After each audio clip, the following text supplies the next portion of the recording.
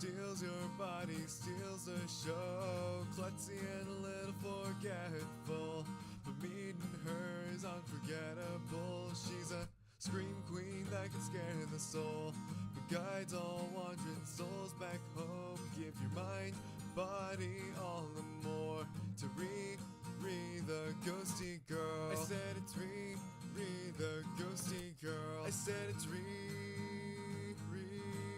the ghosty girl.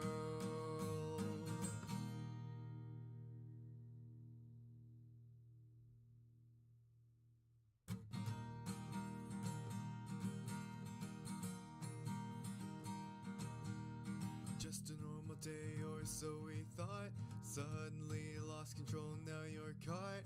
What is going on? Well, can't you see? You're under the control of Riri, the friendly neighborhood ghost is here to check in on all the lovely souls under her possession, hoping to give herself a taste of what it's like to be not as clumsy. The ghosty girl who goes to game. What she doing, what she playing. Everybody play it cool, it's the coolest of the ghouls. Strong will end, a lot of ambition. Can't see through them like apparitions. Determined to bring only the best. Get in the way, be her guest. Riri the ghosty girl steals your body, steals the show. Klutzy and a little forgetful, but meeting her is unforgettable. She's a scream queen that can scare the soul, but guides all wandering souls back home. Give your mind, body, all the more to Riri the ghosty girl. I said it's Riri the ghosty girl. I said it's Riri the ghosty girl.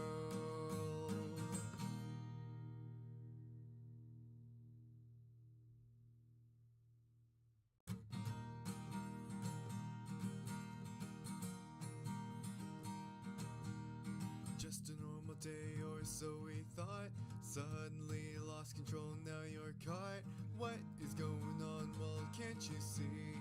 You're under the control of Riri, the friendly neighborhood ghost is here to check in on all the lovely souls under her possession, hoping to give herself a taste of what it's like to be not as clumsy. The ghosty girl who goes to game. What she doing, what she playing. Everybody play it cool, it's the coolest of the ghouls. Strong will end, a lot of ambition. Can't see through them like apparitions. Determined to bring only the best. Get in the way, be her guest. Riri the ghosty girl steals your body, steals the show. Klutzy and a little forgetful, but meeting her is unforgettable. She's a scream queen that can scare the soul, but guides all wandering souls back home. Give your mind, body, all the more to Riri the ghosty girl. I said it's Riri the ghosty girl. I said it's Riri the ghosty girl.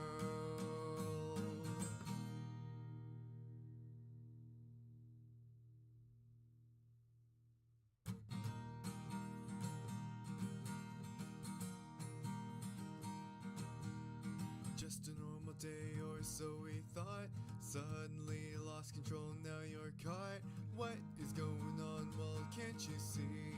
You're under the control of Riri, the friendly neighborhood ghost is here to check in on all the lovely souls under her possession, hoping to give herself a taste of what it's like to be not as clumsy. The ghosty girl who goes to game. What she doing, what she playing. Everybody play it cool, it's the coolest of the ghouls. Strong will end, a lot of ambition. Can't see through them like apparitions. Determined to bring only the best. Get in the way, be her guest. Riri the ghosty girl steals your body, steals the show. Klutzy and a little forgetful, but meeting her is unforgettable. She's a scream queen that can scare the soul, but guides all wandering souls back home. Give your mind, body, all the more to Riri the ghosty girl. I said it's Riri the ghosty girl. I said it's Riri the ghosty girl.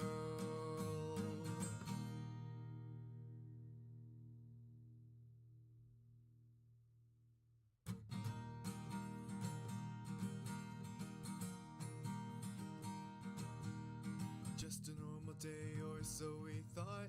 Suddenly lost control, now you're caught. What is going on? Well, can't you see? You're under the control of YuureiRiri. The friendly neighborhood ghost is here to check in on all the lovely souls under her possession, hoping to give herself a taste of what it's like to be not as clumsy. The ghosty girl who goes to game. What she doing, what she playing? Everybody playing cool, it's the coolest of the ghouls. Strong will end, a lot of ambition. Can't see through them like apparitions. Determined to bring only the best. Get in the way, be her guest. Riri, the ghosty girl, steals your body, steals the show. Klutzy and a little forgetful, but meeting her is unforgettable. She's a scream queen that can scare the soul, but guides all wandering souls back home. Give your mind, body, all and more to Riri, the ghosty girl. I said it's Riri, the ghosty girl. I said it's Riri, the ghosty girl.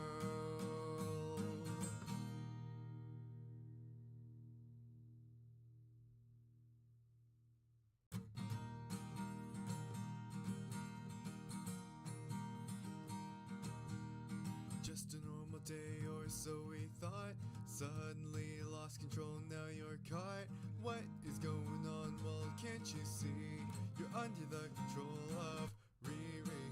The friendly neighborhood ghost is here to check in on all the lovely souls under her possession, hoping to give herself a taste of what it's like to be not as clumsy. The ghosty girl who goes to game. What she doing, what she playing? Everybody playing cool, it's the coolest of the ghouls. Strong will end, a lot of ambition. Can't see through them like apparitions. Determined to bring only the best. Get in the way, be her guest. Riri, the ghosty girl, steals your body, steals the show. Klutzy and a little forgetful, but meeting her is unforgettable. She's a scream queen that can scare the soul, but guides all wandering souls back home. Give your mind, body, all and more to Riri, the ghosty girl. I said it's Riri, the ghosty girl. I said it's Riri, the ghosty girl.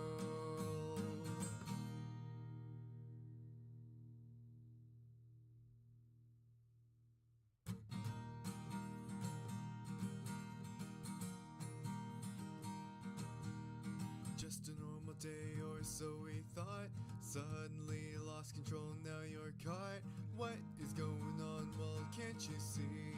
You're under the control of YuureiRiri. The friendly neighborhood ghost is here to check in on all the lovely souls under her possession, hoping to give herself a taste of what it's like to be not as clumsy. The ghosty girl who goes to game. What she doing, what she playing? Everybody playing cool, it's the coolest of the ghouls. Strong will end, a lot of ambition. Can't see through them like apparitions. Determined to bring only the best. Get in the way, be her guest. Riri, the ghosty girl, steals your body, steals the show. Klutzy and a little forgetful, but meeting her is unforgettable. She's a scream queen that can scare the soul, but guides all wandering souls back home. Give your mind, body, all and more to Riri, the ghosty girl. I said it's Riri, the ghosty girl. I said it's Riri,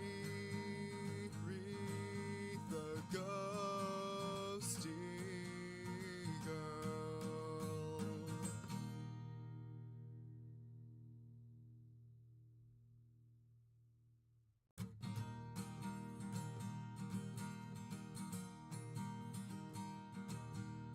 Just a normal day, or so we thought.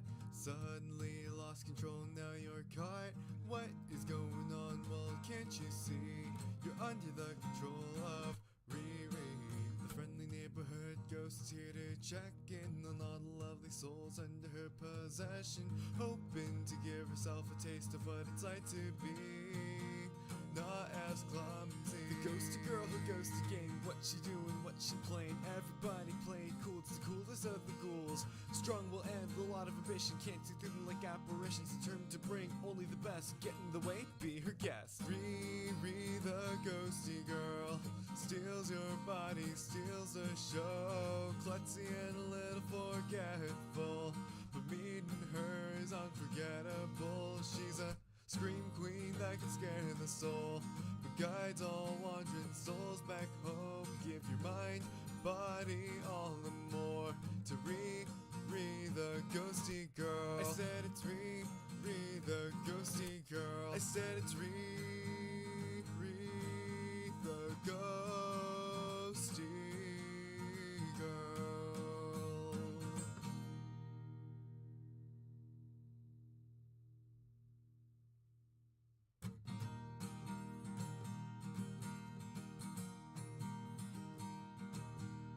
Just a normal day or so we thought. Suddenly lost control, now you're caught.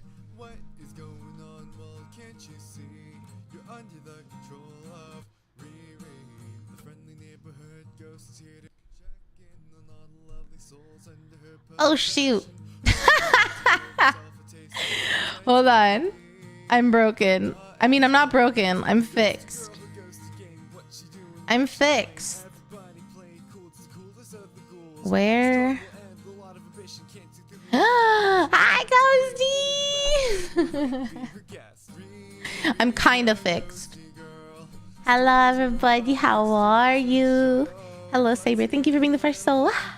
Hello, Dan. Hello, Dosby. Hello, Rowan. Hello, Honcho. Hello, Crafting Gamer. Hello, Graysteel. How are you guys? Happy Monday. We're back at it. The Monday blues.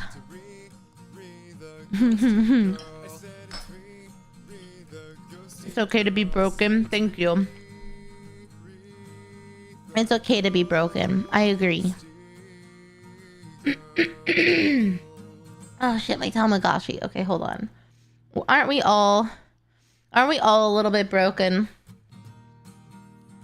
You know, just a little bit. Is there anyone out there that's not broken anymore? I feel like surely there's nobody. Who? Okay, I might know one person. If I'm thinking of everyone I know, I might know one person who isn't broken. But I think everyone else has been broken by the world. I don't know. Let me know your thoughts. Emotionally broken, physically broken. I need a woman like Riri to fix me. You know, fixing people is a tall task, but it's one I'm prepared for.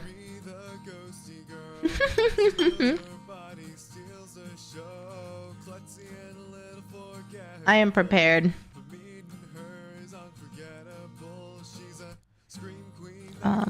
Shoot. I have to feed my Tamagotchi. Every Monday is a blue Monday, but it's a good blue. Thanks. I agree. It's a good blue. Bring duct tape. I need a therapist before I need another woman. You know, as long as you acknowledge that, then I think like that's a good place to be. Most people would not acknowledge that they need, you know, they need to talk to someone before talking to someone. So you're already a step ahead of like 50% of the male population. We do love an emotionally mature and aware man. I fell. Gonna poison you. Poison you with what? With laughter and joy, maybe. Here, I'm eating a little bit of dinner while we're chatting. Hi, Milk. The move was good. I didn't have my computer for a couple days though, because I was so busy and I needed a longer Ethernet cable. So I feel like I'm still perma catching up with stuff. I felt I felt bad because what's dinner? So I made some like, it was actually really cute. So my my dad like got a couple staples from the grocery store and brought them over and gave me some stuff from the pantry. So I'm not usually one for pasta. I mean, I like pasta, don't get me wrong, but I don't make it on the regular because I'm kind of watching my carb intake, my sugar intake. I'm trying to take care of my body. But he gave me this, funnily enough, it was a truffle Alfredo sauce I bought. And he gave me some like macaroni with it. So I made some like chicken truffle Alfredo, I guess. I had a big salad for lunch, so I would usually eat this with a salad or some like roasted veg, but I got a meal plan a little bit better. I'm out of touch. But yeah, the move was fine. I can't complain too much, but I need a lot of stuff. Like, I need a shoe cabinet because I forgot my old one broke. So I got rid of it. I need like a shoe cabinet. I need a dresser because I forgot my old one broke. Like I had one and it broke because I'd had it for so long and it was like an IKEA dresser. So after moving a couple times, I think it moved 1, 2, 3, 4, 5 times. It was just like falling apart. And I said, that's fine. I'll just get a new one when I move. But now I've moved and I need a new one and I don't want to buy it. So I'm trying to check Facebook Marketplace every day to see if I can get like one from somebody. But there's a really cute one at IKEA that I like a lot. Are the cats adjusting well? They're adjusting very slowly. They follow me around to every room I'm at. And they're still not like really eating that much. And they pretty much only stay in the room that I'm in. Or I do have my old cat tree and I've caught Yuzu sleeping in it occasionally for the last like 2 days. But I have a feeling when I'm gone tomorrow in the office, they'll probably stay under the bed all day. Which makes me sad. But I think, like, as more things settle, I don't have a TV either. So I kind of want to get a TV because they have a space where I can mount the TV. And then I'll try to spend like, 30 minutes a day in the living room or something. Like on the couch reading my book or something to help get them acclimated to not just the office and the bedroom. But make a throne. I do have a throne.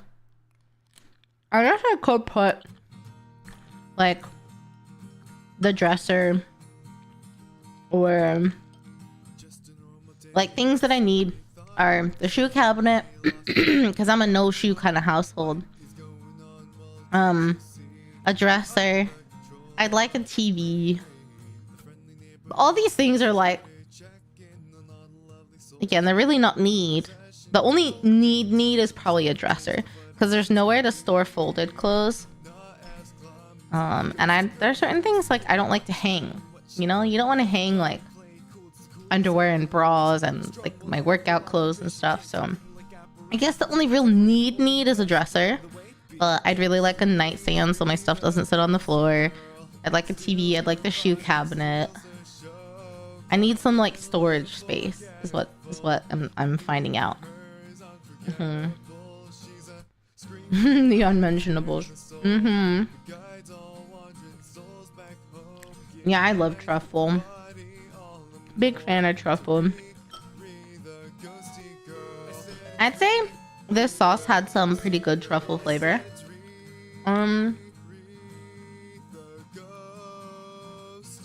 It's there. It was carbone. I threw out the bottle. I like prepped it yesterday. I think the sauce was called Carbone, was the brand. Something like that. But Kitsune, thank you so much for the resub. Wait, why can't I? Why didn't it alert me? Is it being slow? That's weird. Huh. Well, thank you for the 6 months. Okay, Didi, welcome home. Thank you, thank you, thank you. You heard it? Oh, I didn't hear it. Why didn't I hear it? Oh, my headphones are muted. Well, that's weird. All right. Well, I'll hear it next time. Thank you so much. New place life is good. New place life is good. It is an adjustment for sure. Like, so I told you guys I was able to move early because a friend of mine was trying to get a better job and she moved here, so we had to be roomies. That's why I was able to move a little bit early. And she has a weird schedule. Like, she does graveyard shifts. So, she's at work right now. And she sleeps a lot during the day. And like, it's just weird because like I was going into it being like, okay, I'm gonna have to get used to like living with a person. But our schedules are so opposite that I don't see her much now that she started work. Mm.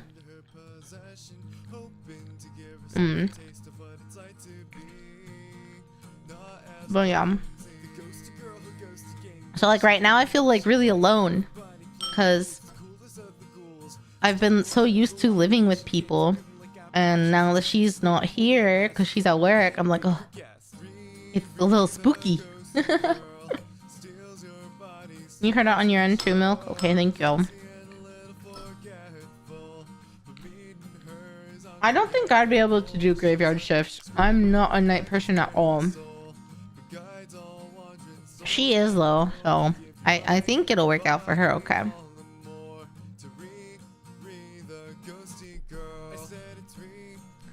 And if it doesn't, hopefully she can change it. But yeah, that's why for a little bit, my weeknight streams will probably be a little bit short, or they'll have like an intermission. Yeah.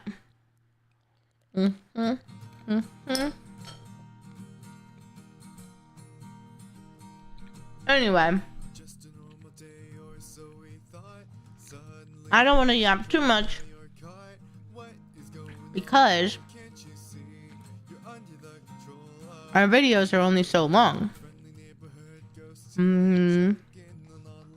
Or the stream time is only so long. So let me make myself a little smaller for the next screen. Hi, Jaden. We love our Yapaholics. We're Yap Starved. Thank you, Zeku. I appreciate it. Have a good day at work. I know. We'll have one on Thursday. I'm gonna do a co-working stream on Thursday.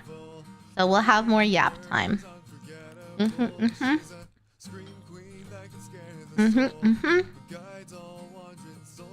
Graveyard third shift isn't bad so long as you have good coworkers. Yeah, I feel like the coworkers really would make it, and the job. I think the job she's doing is a little, I don't know, it could be a little repetitive maybe, but I think some people don't mind that. Like for some people, they like being able to just like leave the job at the door when they leave and they literally don't think about it for a second. You know, it's way less stress. Hi, Jackie. Yeah, I saw this video. I think someone recommended it to me. Here, we'll swap. Ta-dang. I saw this video about surprisingly hilarious moments in 40K, and I was intrigued.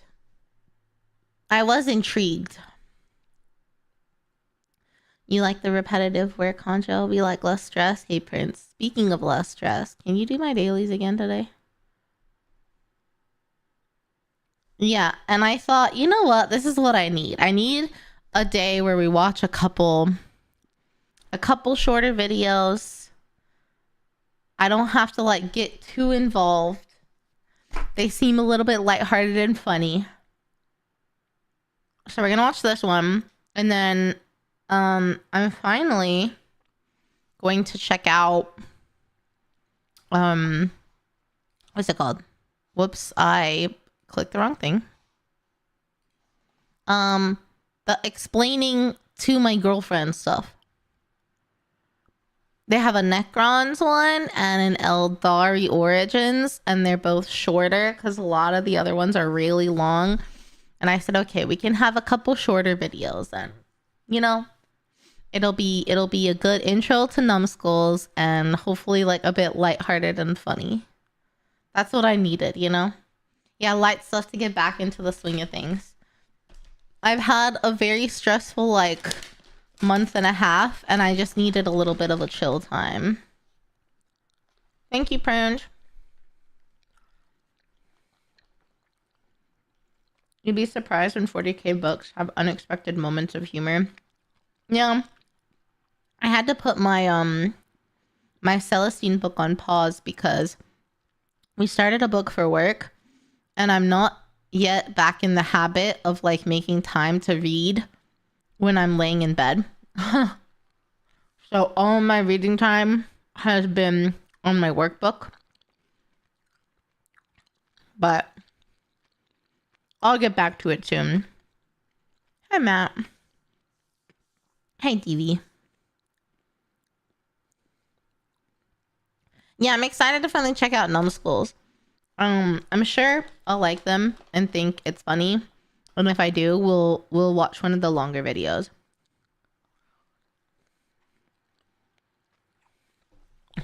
Read Infinite and the Divine. Necron shenanigans with the Trazen. Why do hobbyists never notice rising gas prices? Because $100 for a full tank is pretty normal. That took me a second. I like read it before I read it. And when I read it in my head as I was reading it, I was like, I don't get it. And then when I said it, I got it. I would give that one a 10 out of 10. Okay. So let's start with Wes Hammer's top 5 surprisingly hilarious moments in 40k. I think this will be a funny one. I'm ready. I think the volume should be good for you guys, but of course, let me know if it's not. The grimdark future of Warhammer 40k is not a setting that is traditionally known for its humor. Well, except for the orcs. Everything they do is hilarious. But true. for the most part, everything else is played super seriously, which makes those rare moments of humor in the books way funnier than they have any right to be by comparison. From a demigod Primarch that struggles with day-to-day tasks, a Dark Eldar scientist who used his groundbreaking technology in the most hilarious way possible, and a demon who, on one hand, is absolutely horrifying, but on the other, announces his presence in the most hilariously grimdark way possible. We're gonna talk about all of this and a whole lot more. But first I wanna give a quick shout out to this video's sponsor, and then we're gonna dive headfirst into the grimdark. Guess on the sponsor. Okay. Who am I guessing is the sponsor for this video? I'm gonna guess the sponsor is Gamer Subs. I have no idea. Manscaping? Ooh, that's a good guess. Into the AM. BetterHelp. Also, these are all good guesses.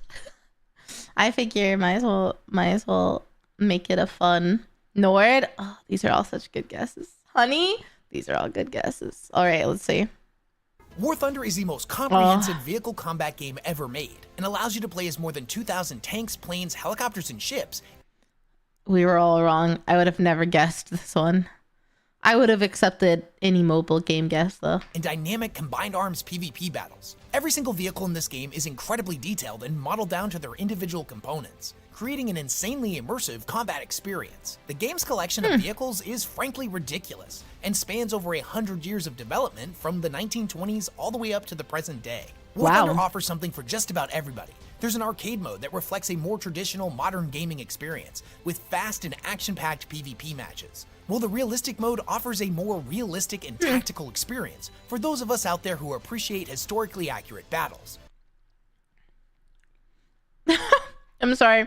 Chat saying the tanktism calls to us. It makes sense now. It makes sense. Is there something wrong with me, though, if I don't have the tanktism? I don't care about historically accurate battles.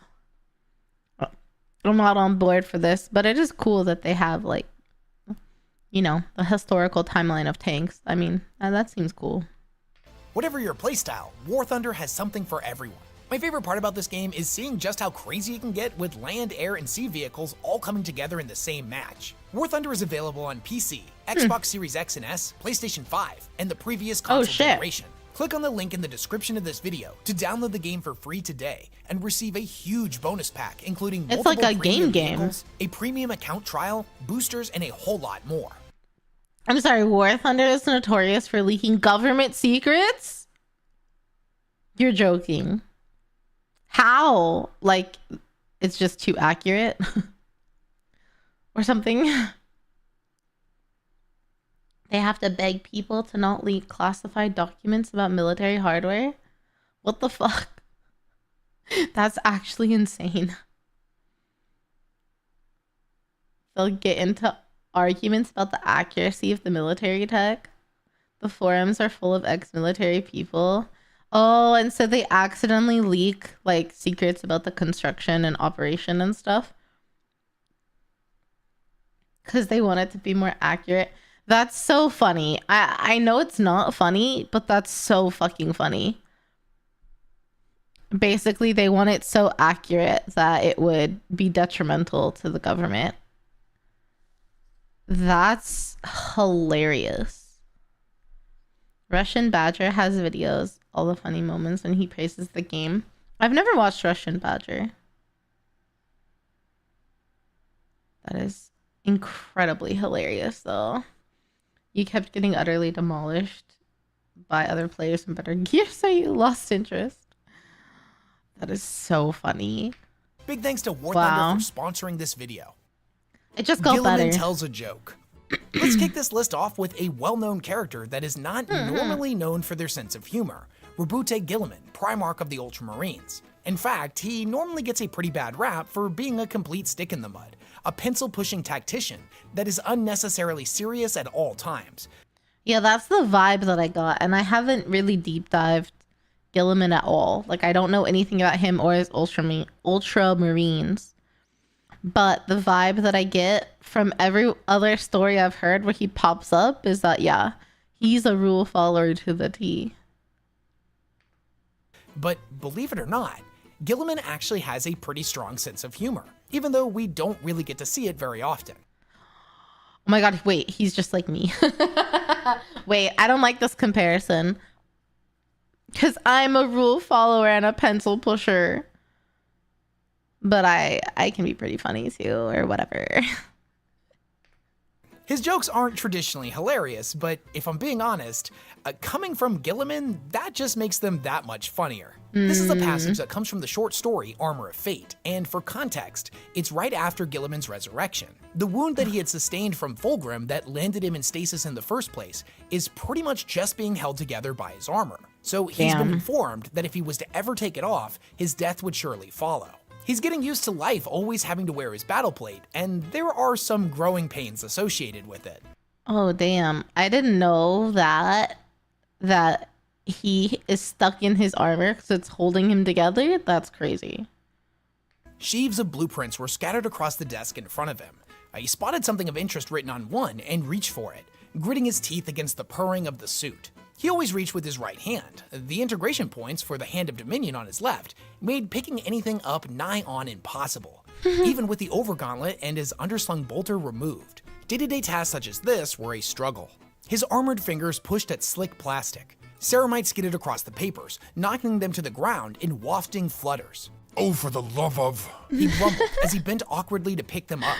The armor of fate was bulky, as its waist joint prevented him from flexing his spine and reaching the floor.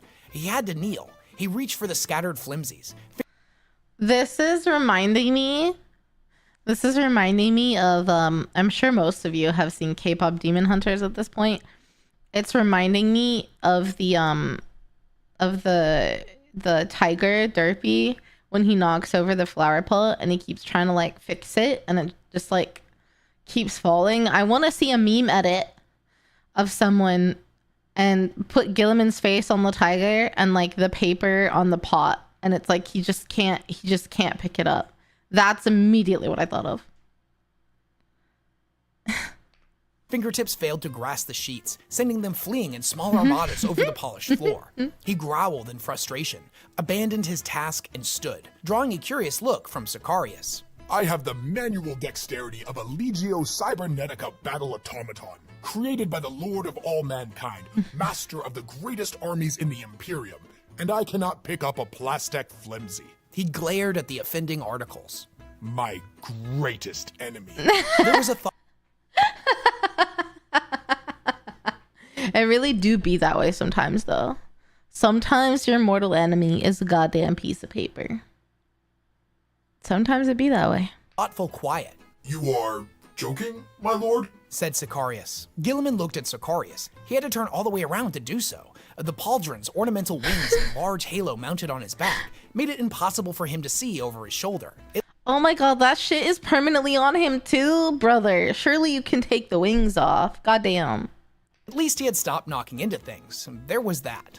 By the throne, why am I expected to be serious at all times? Yes, Captain Sicarius, I am making light of my predicament. During the worst of the Great Crusade, I was known to make the occasional jest. Even after Terra fell, I did not spend my entire previous life writing deep thoughts into little notebooks, but sometimes dared to enjoy myself. I suppose that was not recorded in the hagiographies. Humor is not something you are renowned for, my lord. My time in the New Age has revealed that to me amply.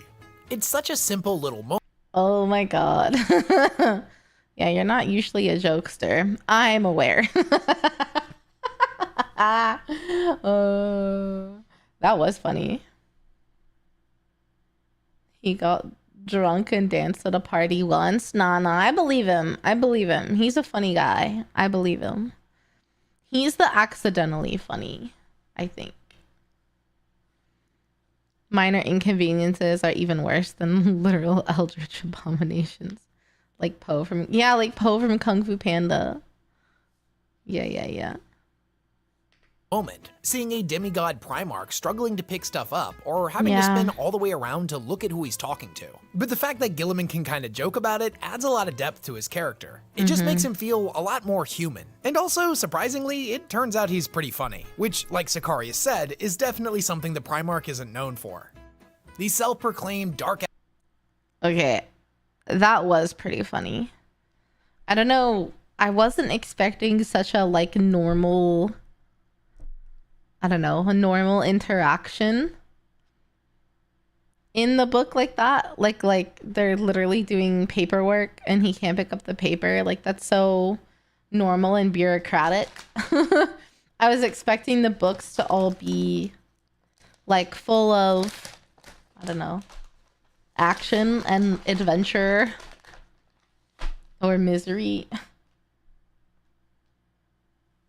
But when the Primarchs are actually allowed to be human, it's some of the best moments in 40k. I think I agree. Hi, you man. Misery is the spice. G-Man is the paperwork Primarch. Fair enough.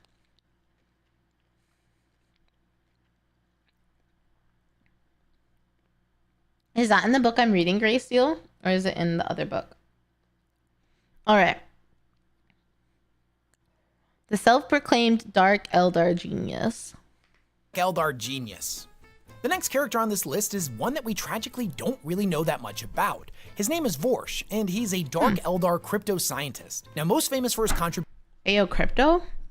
contributions to weaponizing the Shatter Shard, pieces of an ancient interdimensional portal known as the Mirror of Planes. Vorsh found a way to take these reflective shards of the portal and turn them into a weapon. The glass captures the target's reflection, and then when it's shattered, the individual would also burst into a billion pieces in a grotesque and gory explosion. Oh shit. That's kind of cool. That is kind of cool. Hear me out, guys. Not even the heap of the universe is safe from the crypto bros.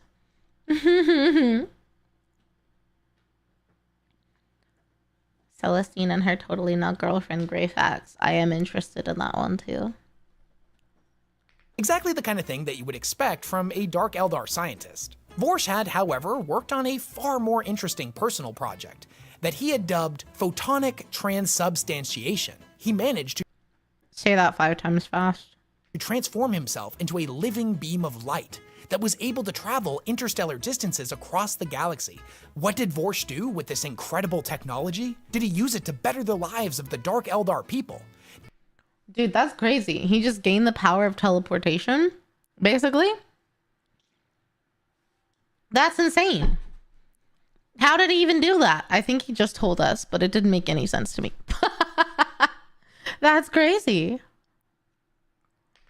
Did he contribute his knowledge to the production of new engines for their ships? Who gave that elf the devil fruit? True. Turning into light to teleport everywhere. That's a cool power. I'm on board. In order to aid in the Dark Eldar raids? No, he didn't do anything like that. Instead, he set off on a journey, traveling across the stars, staying on each planet he came across, just long enough to proclaim his genius to the people that live there, before blasting off to another world to do it again. He did this over I'll hold my thoughts. Over and over for a period of multiple years, before eventually being captured by the Cabal of the Black Sun within a prism trap. And I want to paint the picture for you. I'm sorry. So this, he is such a fucking man. I'm sorry. He literally gained the power to turn into light and teleport, basically. He was a smarty pants or whatever, and he got the power to teleport. And all he did was like knock on everyone's door and be like, hey, yo, look what I can do. Am I not so smart and cool? Like, he didn't... You don't want to do anything with that? You don't want to have, like, 2 people be like, wow, you're so smart and cool. And then, like, do something? You just want to hear applause from everybody? He is a crypto bro. That's insane. Can you just imagine hanging out, sitting on the porch with some friends? On a cool spring evening, sipping lemonade, watching the fireflies, and all of a sudden, you see a blinding bright naked elf dude just go shooting past you across the sky.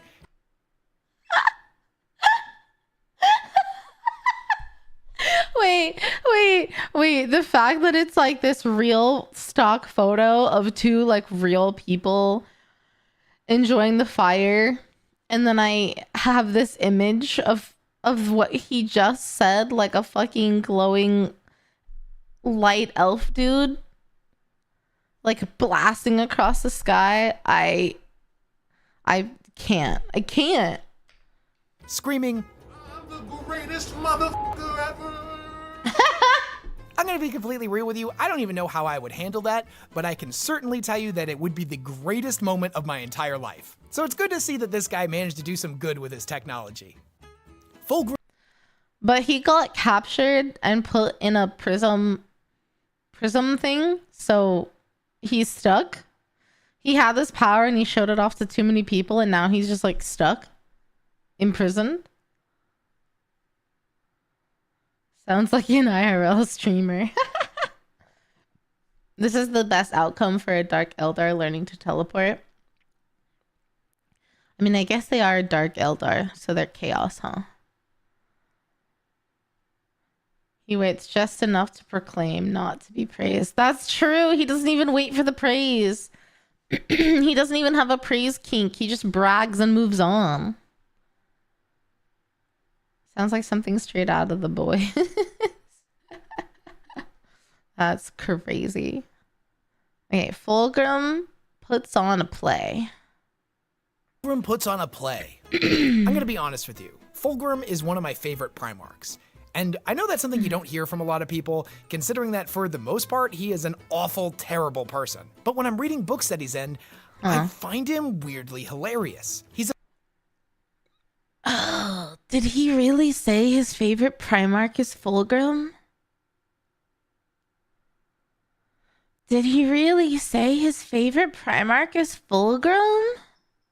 Thanks for the sip, Hecka.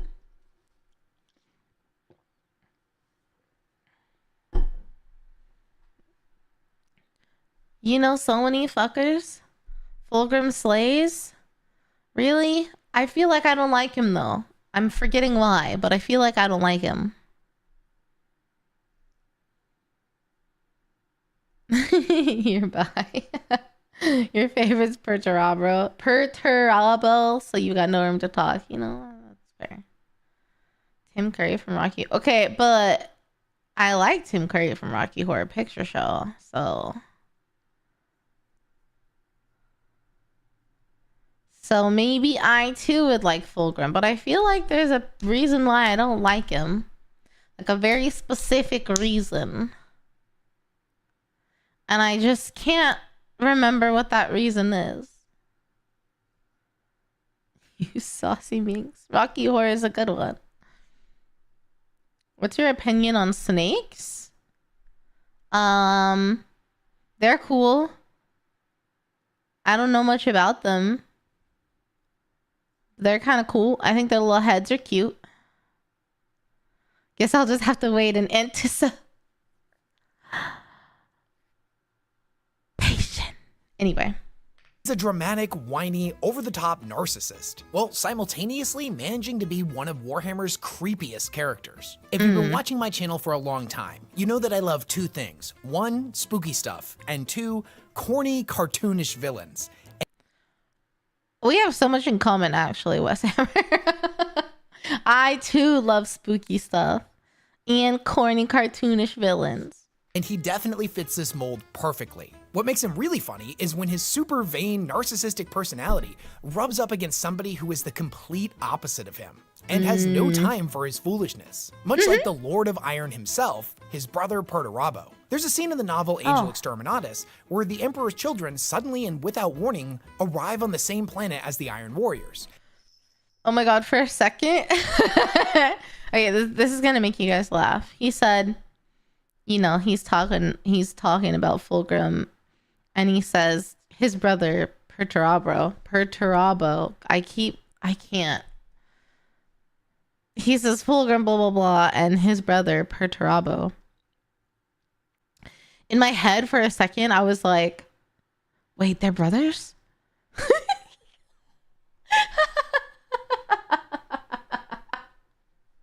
Guys, do you think I'm cooked?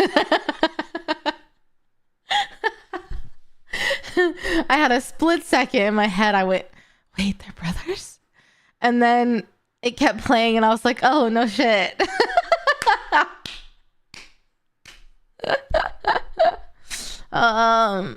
You know, the brain, some days it doesn't fire on all cylinders. Today might be one of those days, and that's why we needed to do short, lighthearted videos like this, because woof. Imagine if I was watching an hour-long video. I wouldn't be following at all. Right, they're both Emperor's sons. That's why they're brothers. Got it. And Fulgrim desperately wants to talk to his brother. He announces his presence in the most Fulgrim way possible, by arriving on a float, carried by a parade of debased and degenerate hedonites. Men and women with multiple arms, legs, and tits grafted all over their body. Oh my heralded god. by the stench of alien perfumes and rotting meat. The Iron Warriors that witness this parade are in complete shock. And when Fulgrim finally meets with his brother, Perturabo demands to know why he is here. What an entrance. He's like, oh, I want to go have a casual chat with my brother. Let me throw on a whole ass parade so that he'll talk to me and think I'm cool. That is some sibling shit, I gotta say. That is some sibling ass shit. Like, oh, fuck. My brother's coming over. Oh, I gotta impress him. What do I do? Let me stock the fridge with beer. Let me get those RGB lights that I can, like, change. Let me clean. Actually, you know what? I'll hire a maid. I'm a man. I'm not gonna clean. Let's be real. Fuck. What else does he like? Oh, he likes wings. Okay, I'll make sure the fridge is stocked so it looks like I've got my shit together. Yeah. What else? Oh, fuck. I'll light a candle. That's it. Like that. That's the vibe. That's the vibe that this gives me. Is his brother's coming over and he's like, fuck, I have to impress my brother. But whereas I said the normal conversation you might have in your head, he jumped straight to parade. I can't think of the like IRL equivalent, but he jumped straight to parade. He's so extra. Fulgrim is flighty and says that he shouldn't need a reason to talk to his beloved brother, especially the one that he was always the closest with. Perturabo reminds him that they are not even remotely close. And Fulgrim's like, oh yeah, you're right. He tells him that maybe one day the two of them will in fact be just as close as Fulgrim is with his brother Guilliman. And Perturabo points out that he's also not close with Guilliman either. And Fulgrim's like, oh yeah, that's true too, isn't it? Already, we're off to a great start. Oh my God. It's like he doesn't pay attention to a single word that comes out of his mouth.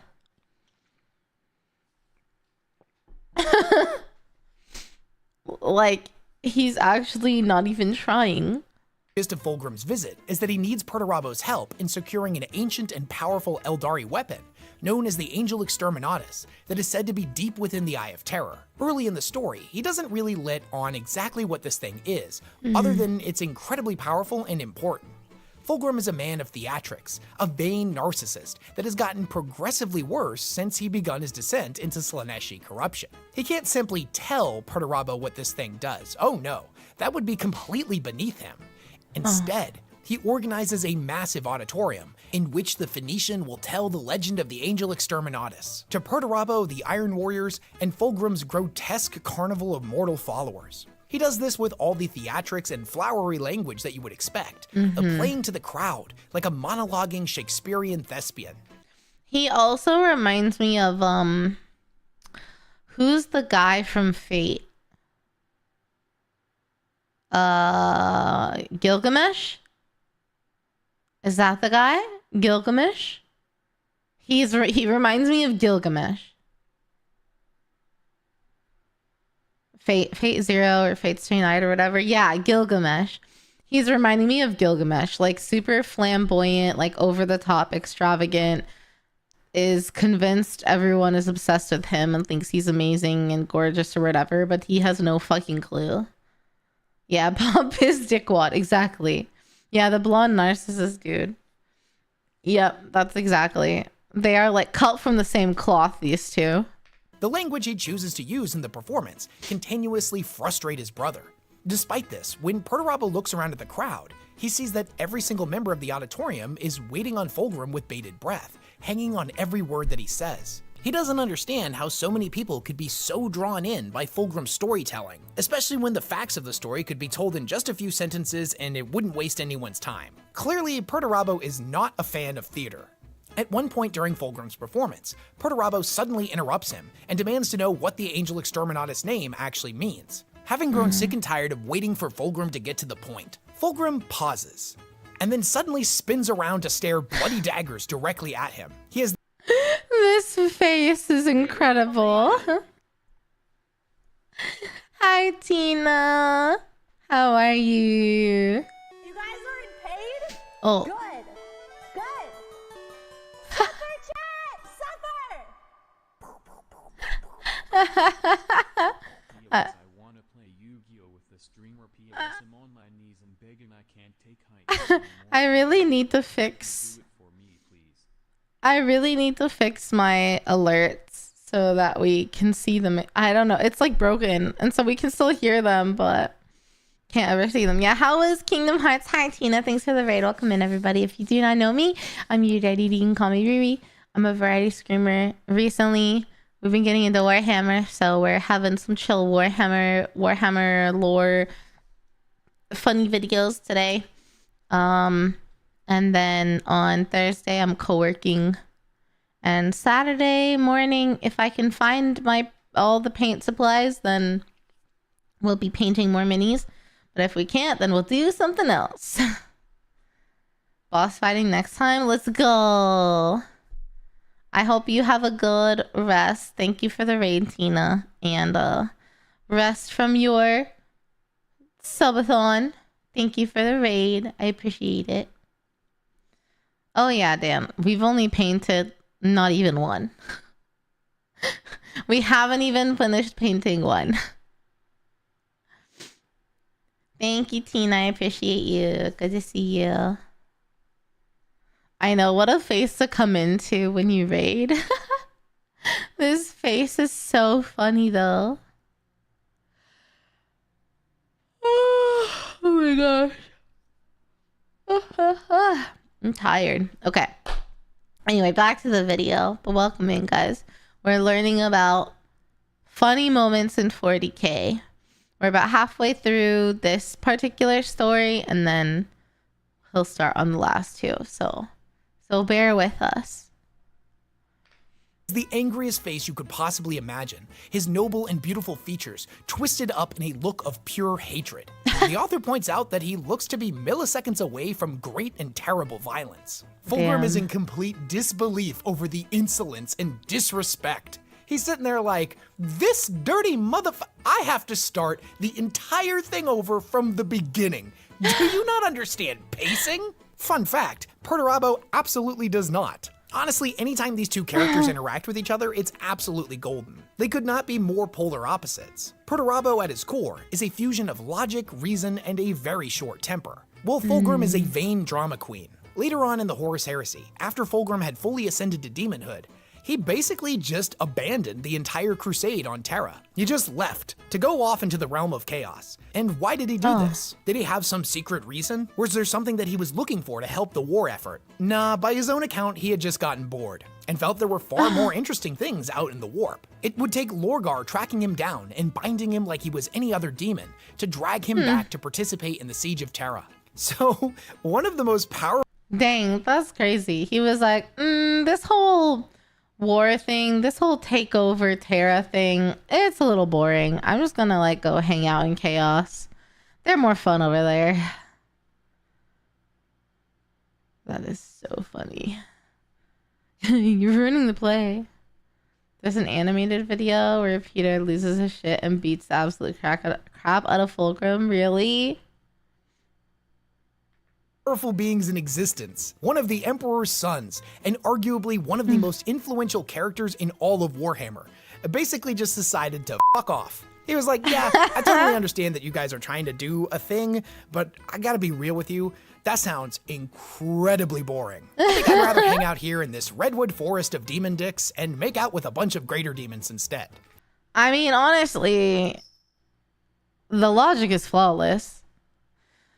No, I can't argue with them. That does sound better and more fun than like endless war. So I can't say I wouldn't go do the same if I was in his shoes. I'm just saying. I'm not saying I'll try to be in his shoes. But if I was in his shoes, I'd probably do the same damn thing. He's such an unbelievable asshole, and I absolutely love him. The Night Lords ask for directions. The Night Lords ask for directions. Oh boy. Speaking of characters that are definitely not supposed to be funny, but weirdly end up absolutely hilarious, let's talk about the Night Lords of First Claw from the Night Lord trilogy by Aaron Dembski-Bowden. When you read these books, you end up getting really attached to them, even though, make no mistake, the Night Lords are absolute monsters. They do some truly awful things throughout the events of all 3 books, and by the 3rd one in particular, when they reach Sanguelsa, the grimdark elements get kicked up into a completely different strata. In the sake of avoiding spoilers, I'll just say that there's a lot of skinning pits in that 3rd book. Their members include their de facto leader, Talos, also known as the Soul Hunter, who receives prophetic visions in a very similar manner to that of their deceased Primarch, Conrad Kurz. Oh, wait. Conrad Kurz is a Primarch? Conrad's a Primarch? Kurz is a Primarch? Huh.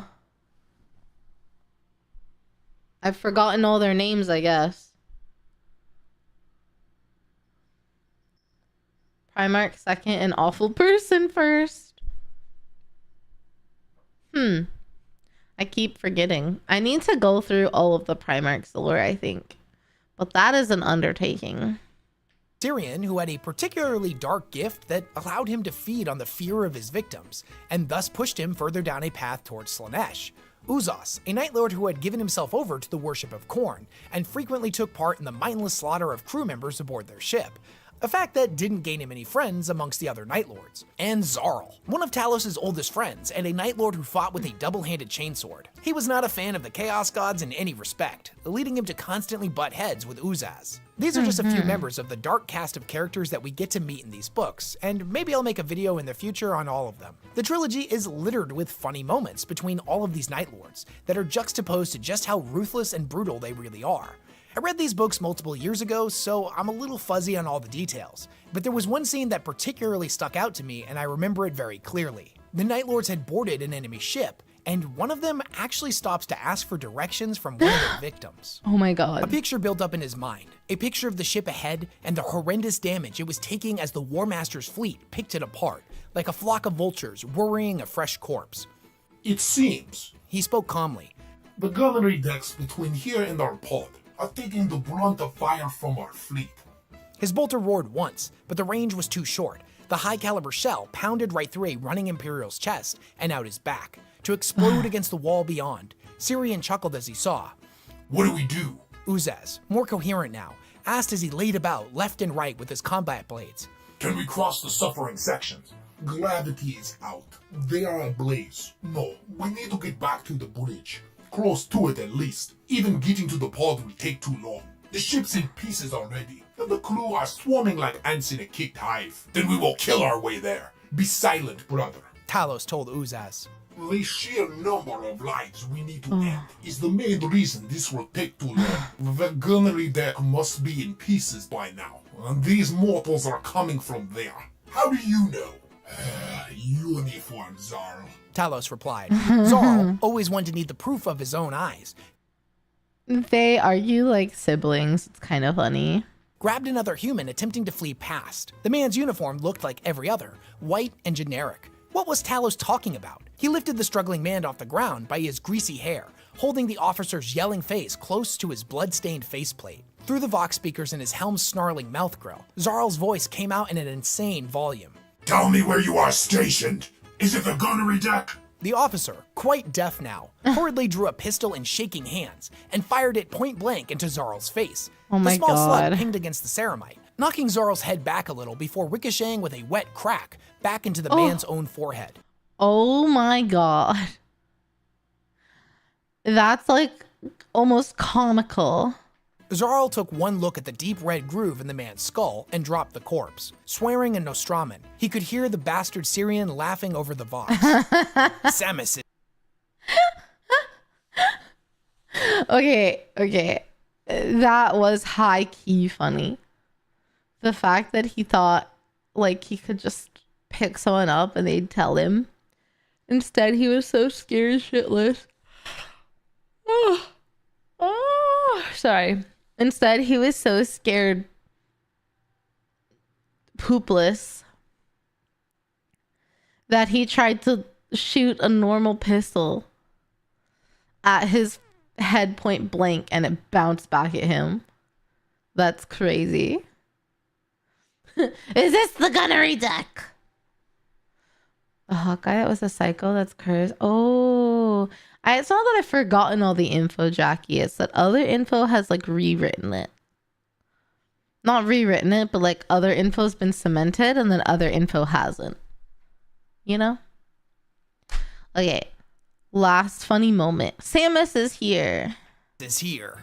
Wait, Samus. like... That's the only name you'll hear. Samus. It means the end and the death. Samus. I am Samus. Samus is all around you. Samus is the man beside you. Samus will gnaw on your bones. Look out. Samus is here. Oh, shit. The demon known as Samus is single-handedly the most terrifying and hilarious demon in the entirety of the Horus Heresy setting.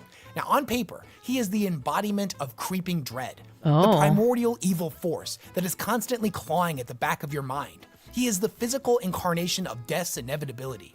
There is no escape from Samus. Now, he kind of sounds like my anxiety a little bit.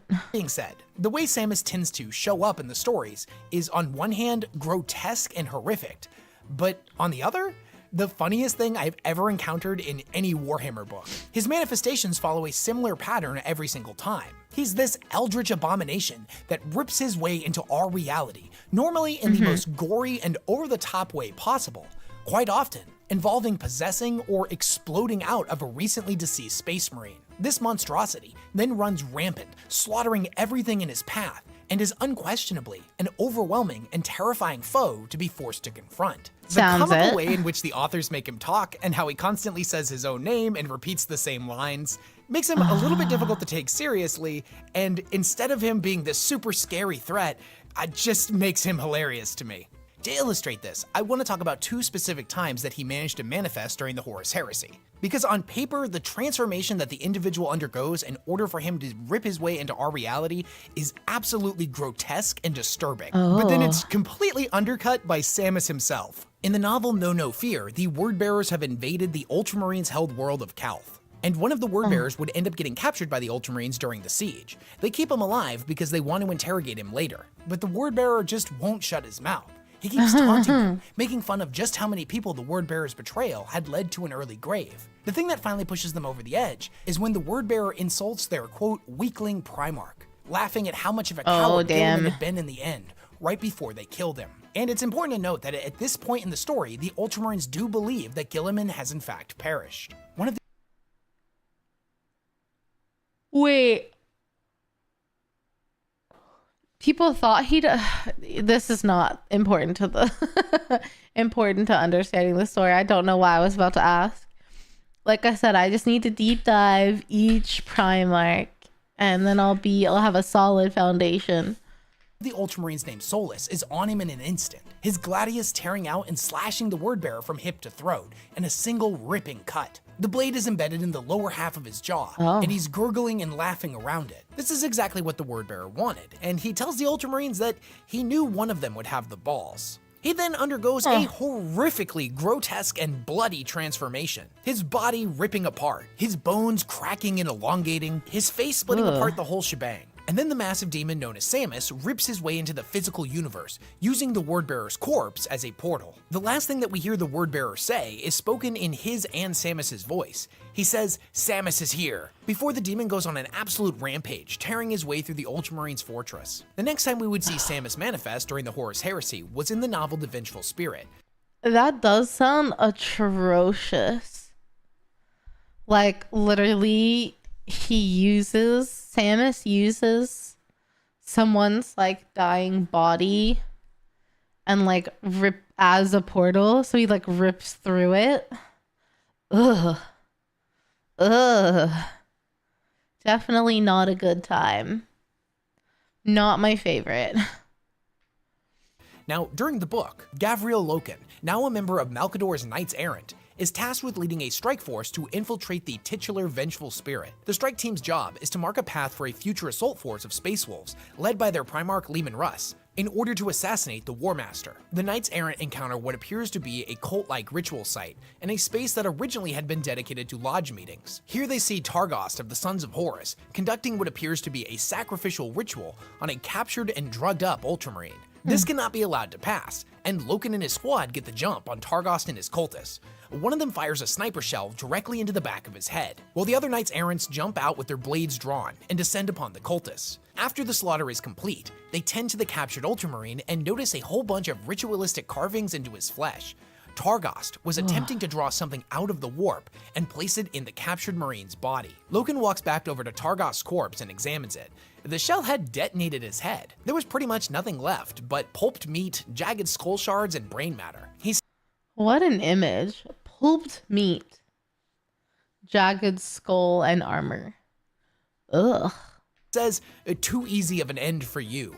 And right after he says that, the corpse lurched forward, sitting straight up, and what was left of his head said, "Samus is here," and punched right through one of the Knights Errant's chest. What followed was a ridiculous battle, where even while Samus was attempting to manifest, the corpse was just beating the crap out of all the Space Marines. At one point, one of them tried to tackle it, and it said that it was like trying to tackle the leg of a warlord titan. These are just two examples of how Samus tends to show up in the stories, and just based on the descriptions, if you haven't read them for yourself, you'd be like, there's really nothing funny about this. This guy seems horrifying.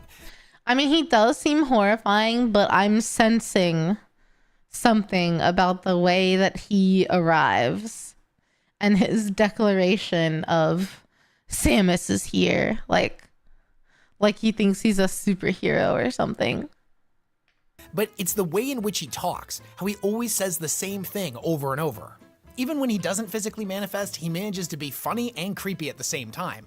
There's a lot of smaller scenes with him throughout all of the other stories where somebody will just be on a Vox system and it's crackling and they don't really know what they're hearing, and somebody else will lean over to them and be like, "What are you hearing?" And he'll be like, "I have no idea, but who the hell is Samus?" Only for it to be revealed that his little monologue shtick is the only thing that's playing over the Vox. And when he does actually show up, this 30-foot tall demon always explodes out of a recently deceased body in a giant explosion of gore, saying Samus is here and doing jazz hands. I mean, yeah, low-key sounds kind of comical. I bet he speaks in Elmo voice. Before going on an absolute murderous rampage. He's by far my favorite demon in all of the Horus Heresy, and I really hope we're not done with him yet, and I hope he shows up in future books. There's not a single thing in Warhammer that is not made better to me than suddenly, "Look out, Samus is here, jazz hands." So that's my... Now I wish he had shared with us a segment, because he said if you haven't read it, it might not be that funny, but when you read it, it's funny. I wish he'd shared like a little bit of a segment of what he thought was funny, because I want more from that story. But I'm glad he mentioned the jazz hands, because in my head, for sure, jazz hands were pictured, like they were there. He read off his little speech or whatever, and it's so funny. My 5 instances of 40k characters who are not supposed to be funny being absolutely hilarious. Are you as big of a fan of Samus as I am, or do you think he's kind of dumb? What are some other characters from 40k that you find incredibly funny? Warhammer is the definition of a grimdark setting, so little bits of humor like that are pretty rare. So I'd love to hear from you guys if there's any other instances like this that you know about. And make sure to download War Thunder by using my link down in the description of this video to get an awesome welcome pack, which includes multiple premium vehicles, account boosters, and a whole lot more. It's free to play and has some of the most historically accurate PvP battles ever created. If you like content like this, go ahead and like and subscribe to the channel, because I have so much more about 40k I want to tell you about. And if you want to be really cool, click on the notification bell, because that's pretty much the real subscribe button nowadays on YouTube. Apparently the algorithm doesn't actually put videos from the channels you're subscribed to into your feed unless you click on the bell, which is kind of stupid. And it's why you've seen so many channels recently really pushing for people to click on the notifications. But it is what it is. Thanks again for watching my video all the way through, and I'll catch y'all on the next one. I can't say I noticed that. Okay, well, there we go. Yeah, that was a funny one. That was a good one. I'm a fan of that one. Orcs are humor incarnate. That's exactly what Wes Hammer said at the beginning. He said, there's nothing like funny about Warhammer except for orcs. Orcs are always funny. But I feel like he picked some good I feel like he picked some pretty funny moments. Maybe the Samus is here. Perhaps that humor can be a little bit lost on people, but especially the first, like, 3 are just so solid. They're all really funny, though. I can't deny. Okay. Thank you, West Hammer. 10 out of 10 video, as always. I loved learning about how grimdark isn't always so grim. Okay. Next video. Well, there's 2 videos, and realistically, we're only gonna have time for 1. So we'll do Necrons. Knowing me, we're only gonna have time for 1. So we'll listen to Numbskulls. I haven't watched any of Numbskulls' videos yet, so I'm excited to give them a try. I don't know about volume, but this is the first episode. Oh, okay. So this is a good one to start with then. But Necrons. Knows nothing about war. This is my girlfriend. She knows nothing about Warhammer. I know some things about Warhammer. So we thought it would be fun to make a video where we sit down and learn about the grimdark world of 40K. It's funny because it's like the method that I took, but on my own. It wasn't my boyfriend. It was just all of the Warhammer YouTube guys became my Warhammer teachers. I initially thought it would be really funny to accurately recreate the Horus Heresy in The Sims. It Oh didn't my God. go well. Well, Vulcan's on fire. The prophecy is complete. The moment the Emperor left is when this happened. There's a fucking lake outside. He's fine. Anyway, I thought long and Oh my hard about God. something simple and easy to go through with somebody who knows nothing about. I forgot to move my things. Okay. Thanks to the follow.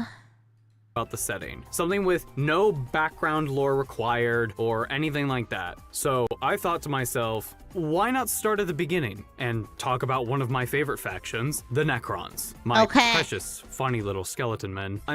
I am excited to learn more about them, mostly because we looked at their little minis, and then I was more intrigued about the Necrons. To miss some details or might even be completely wrong on some things, so if you'd like, you can read some Necron books yourself. I highly recommend the Infinite and the Divine and the Twice Dead King books. Also, if you want to see more stuff like this, consider supporting me on Patreon. Okay, without further ado, let's get into it. What do you think is more depressing, Warhammer or Attack on Titan? Oh. Warhammer. AOT, there's like an underlying theme of hope. I know. Are you ready for this? I guess I'm ready for this. I think I'm ready for this. Okay. How about you introduce yourself a bit? What do you do? What's going on? Hello. I'm Carrie. I am a voice actress. I make voices. What do you know about Warhammer? Violence and armor and Yeah, there's the a lot war of that. is important.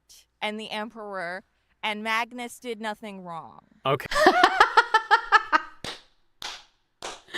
I love the impressions that she's had on Warhammer. That's so funny. That's so funny.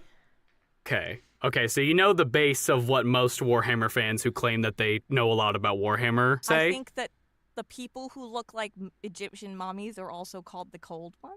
We'll get into that. So There's also Big Titty Eldar Girlfriend, which is, I'm interested in that. okay, She's just like me for real. well we'll get there. That's a little advanced. That Promises requires a have bit been of made. context. Have you seen the characters I like playing? Yes. That just describes them. Games Workshop hired me. So today we'll be talking about the Necrons. They are metal skeleton people. Yay. Do you know anything about Necrons? Because you mentioned skeleton mummies just a second ago. I know that they are like a machine people. They're like robots, but they're not the machinists. They're not people that are replacing themselves with parts. They are Right. They're not the Mechanicus. No. Mhm. They are not cyborgs. They are androids, metal. So to speak. Yes, they are androids. They used to be actually Terminator ripoffs. Right. Like just blatantly. Oh. So let's just start learning about some of them. Oh, I didn't know that. A long time ago. Sorry. A long time ago, way before humans, Right. there were a race of people called the Necron tier. Now, the Necron tier lived on a planet that was extremely irradiated, and they suffered from horrible tumors and lived very, very, very short lives. I'm talking like if you were 50 and you were a Necron, you were old. So like Mad Max, like War Boys kind of vibe. Yeah, Necrons lived very, very short lives. But their planet had one benefit. It had living metal. Like conscious? No, not exactly. It's very malleable. Right. So if you had like a spaceship and part of it broke off, it would just kind of heal itself. Oh, like Warbler. Yeah. Yeah, kind of like Warbler. I don't know what that is. It's cosplayers use. Oh, Oh. I see. This looks like a very happy bacterium. It's like Travis Scott. He's like Travis Scott. He's like, woo! One day, the Necron that image was so perfect. That's so funny. Frontier were visited by a race known as the Old Ones. They were super advanced, and they were really nice, and they helped a lot of lesser races ascend to the stars, and they were guiding them along the way, kind of like Zonai. Ah, I see. However, much more than that, they were immortal. Like actually immortal or just live a really, really long time? Like It's unclear. deities or Time Lords? Time Lords. Okay, Think more so like Time probably Lords. live a very, very, very long time. Well, think of it like this. The Necrons see these guys. The Necrons, the most you're living is 50, and that's if you're lucky. Yeah. And you're not going to get like horrible cancer tumors. If these guys live even 1,000 years, that might as well be immortal. Yeah, no, fair enough. A couple sources I've read on say differently. Some say that they were immortal, some say that they weren't. But the big takeaway from this is the Necron tier hated these guys. They grew really bitter because they're like, well, why are you immortal and we aren't? Also, side note. That's so middle school. Well, why does Timmy get the Lunchable and I just get a homemade PB&J sandwich? Life is so unfair. I'm just a kid and life is a nightmare. But instead it's, I'm just a Necron tier and life is a nightmare. Nobody cares. I'm alone in the world. Is having more fun than me. That's literally them. Oh, for some reason, the Old Ones, they just didn't help them out. I don't know why. Oh, maybe they didn't. Okay.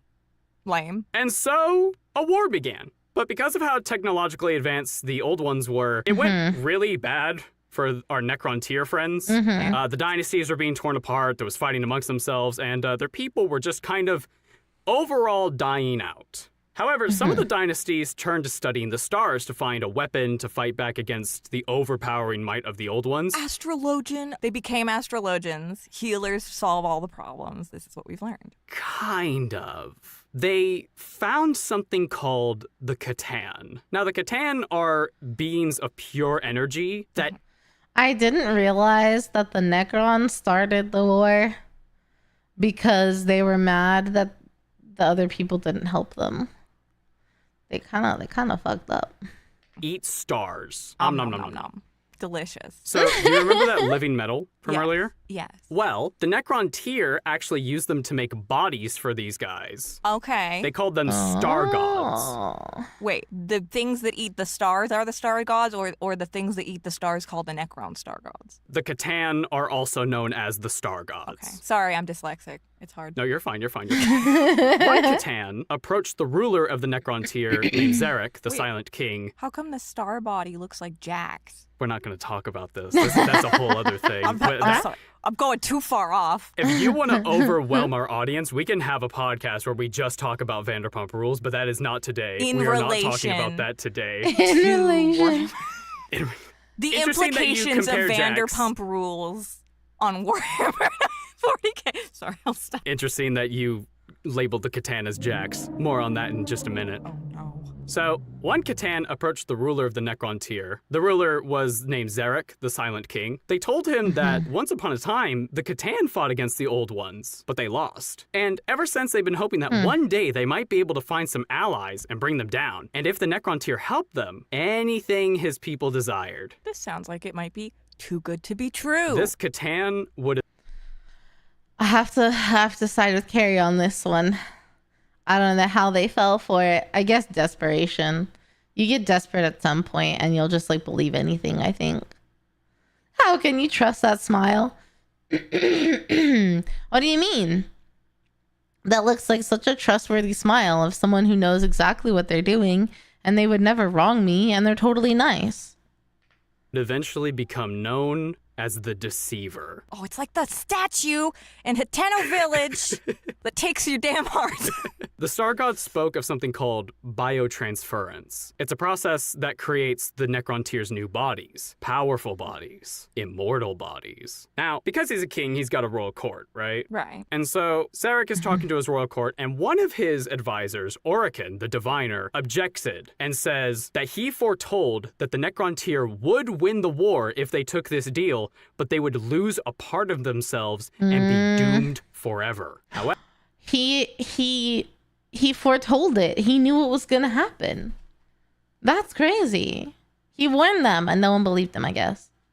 However, Zarek, with his splintered and dying people weighing heavily on his mind, ignored the diviner and accepted the deal.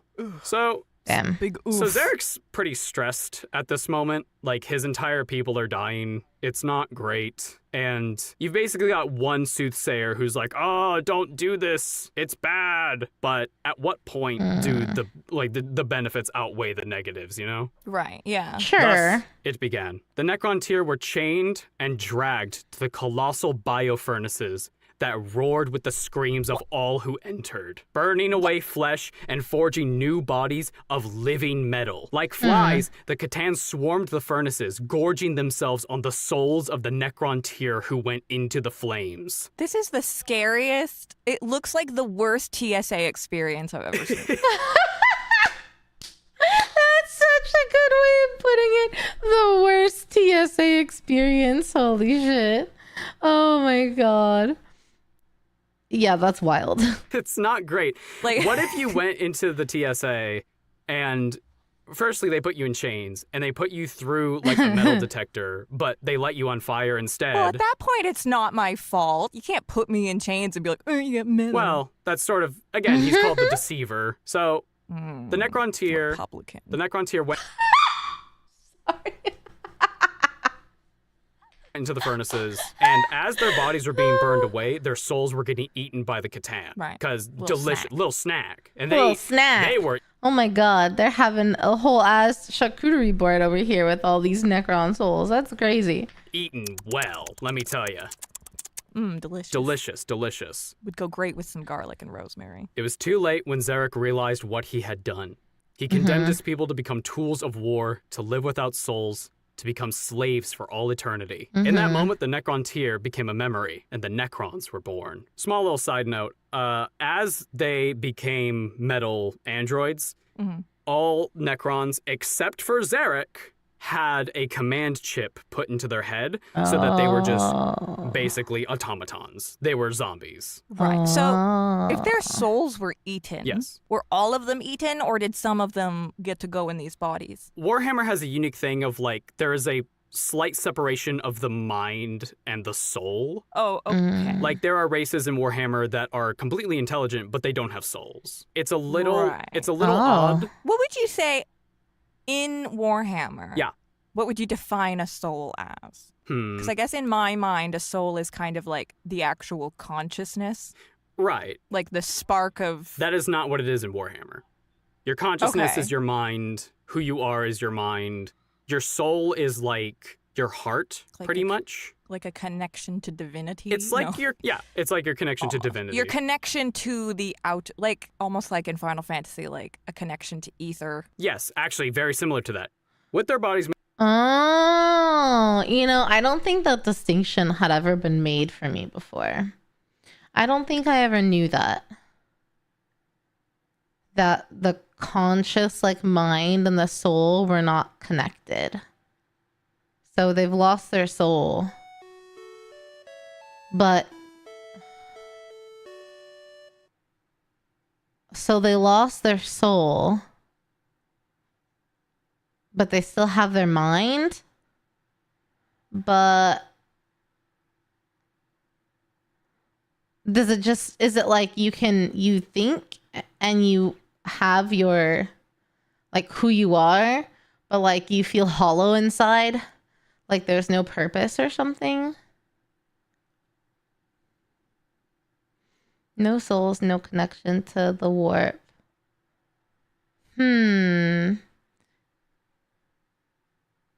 Yes, actually, losing it loses creativity, most forms of pleasure. It's kind of like you lose almost like the emotion, the heart. You're empty. You have like the knowledge, but no feeling, kind of. Without feeling or care, I guess you don't have creativity or passion or anything. Can't create art anymore. Okay, I think I kind of get it. I just didn't ever really realize the distinction, or like that it wasn't the same thing. They're used to flesh, but they can't breathe and they can't blink. Oh, geez. Yeah, that sounds icky. Sisters of Silence or blinks in general. Common people see them as soulless, but their mind is intact. People with souls feel that something's wrong with you if you don't have a soul. They'll get actual anxiety attacks when they think too much about their dysmorphia. I mean, that makes sense.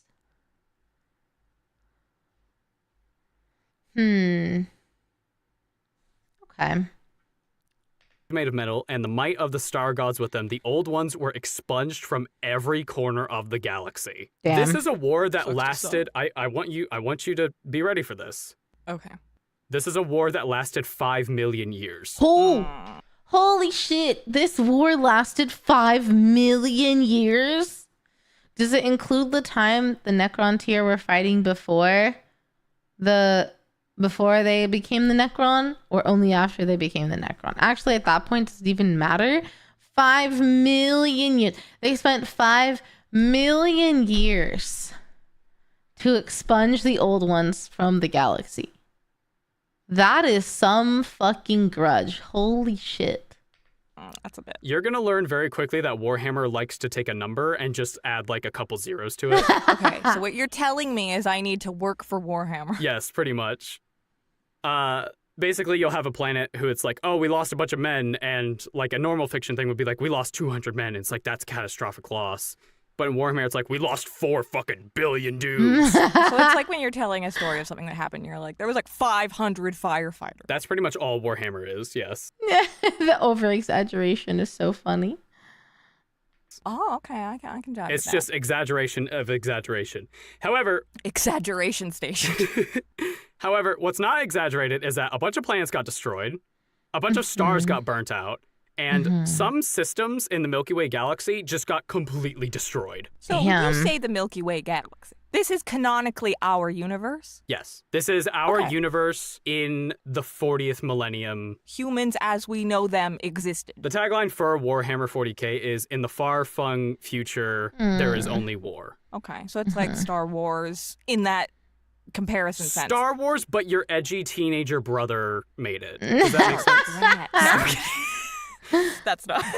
Yeah, I understand. Yeah. Also, this war was really crazy because they were literally using stars and planets as ammunition. That's crazy. Yeah. Like, that's just hucking them at each other? Yeah. To illustrate how strong the Catan and the old ones and the Necrons were, it was an absolute, like, the galaxy got absolutely torn apart. Now, in the final stages of the war, Zarek began plotting to overthrow his Catan masters. He would turn the weapon that they created against them. And so, once the war was over with the old ones and the Catan were celebrating, they're like, woo, we did it! Zarek led all of his people that he has complete control over, turned them around, and started killing the Catan. slight verification. They are beings of pure energy, so they can't really die. So the Necrons did the next best thing. They cut them into thousands of fragments and then imprisoned them like Pokeballs to be used as tools of war. The Osiris treatment. Yes, actually. Rude. So like on tabletop, you can have like a whole Necron army and then like have a shard of a Catan in your army as well, like enslaved. Could you just like throw down a bunch of pieces of plastic and be like, these are my immortal beings, get fucked? That's actually more of an orc thing, but... I think I just described Warhammer. You did. You actually... These are my immortal beings, get fucked. Her grasp on it just so immediately is perfect. Oh my gosh. It's it. So, after their victory, Zarek saw the galaxy and his people broken. Like, the galaxy, again, completely messed up. Right. So he gave one final order to transform the remaining Necron cities into tombs and for his people to go to sleep. It's like Crystal Tower. Yeah, actually. They were going to give the galaxy some time to heal, and when the time came, the Necrons would rise again and take back the galaxy that was rightfully theirs. And so, all the Necrons went to sleep, waiting to be awakened in the far future. All except one, Zarek, the Silent King. Before they went to sleep, he destroyed all the command protocols. And as penance for betraying his people and making this horrible mistake that turned them into metal androids, he traveled to the very edge of our galaxy and has remained there, alone. So like, do they like, is it like going, like, do they dream? Are they conscious of that time? Or is it like I shut off my computer, I turn it back on again the next day and it doesn't? It's like a computer. Okay, so to them it's like blip and it's done. Yeah. Okay. And that's Necrons. That's their whole backstory. Oh, wait, what? That's it. We did it. That's it. So okay, cool. So any questions? Any clarifications? Why? Why? No, I'm just kidding. So what leads to the like reboot? Obviously they all get like turned back on again at some point. Well, Zarek programmed that they would sleep for 60 million years because that's how he estimated, like, that's the time that it would take. He set an alarm. Yeah, he set an alarm for 60 million years. And they all got up on the first alarm. That's really hard to do. Well, some of them woke up before the alarm went off. Oh. Yeah. So some Necrons have been walking around for a while. There's a character named Trazyn the Infinite who has a whole planet that is a museum, and he's been just kind of going around and collecting things and putting them in his museum. Making my way around, stealing shit, putting it in my fancy house. Yes. Da-na-na-na-na-na. He's like Ariel. He's like the Little Mermaid. Look at this stuff. Isn't it neat?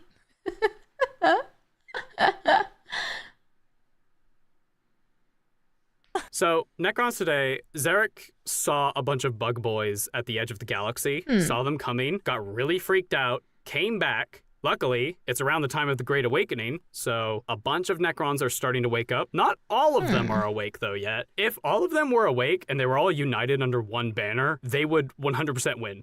They would win the galaxy. So, to kind of make up for that, GW has decided that Necrons just kind of do a lot of civil wars because they're really petty and power-hungry. Right. It's like America. They got a lot of firepower, but they're disorganized and angry at each other. Yeah. The Necrons are the Americans of Warhammer.